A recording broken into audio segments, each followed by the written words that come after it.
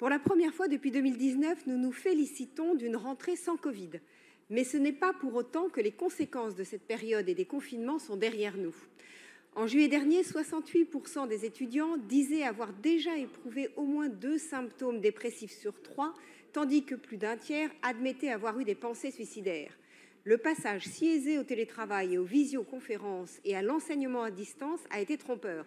Les illusions d'un gain et d'une optimisation de temps ou d'un meilleur confort ont été balayées.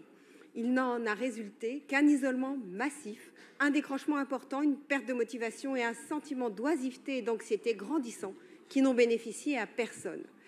En reléguant l'enseignement à une activité virtuelle et banale, une parmi d'autres, nous avons désacralisé l'enseignement et l'avons sorti du réel. L'université est pourtant un lieu d'accomplissement et d'émancipation intellectuelle et sociale où le citoyen achève de se forger.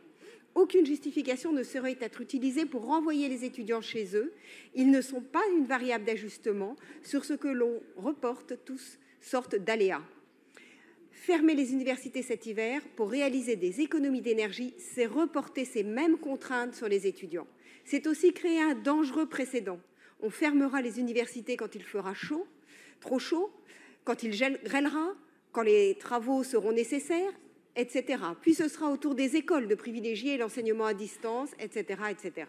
C'est pourquoi un engagement clair et franc de la ville de Paris auprès du rectorat pour qu'aucune université ne ferme et qu'aucun cours ne soit basculé à distance cet hiver, évidemment, mais en règle générale surtout, est primordial. Je vous remercie.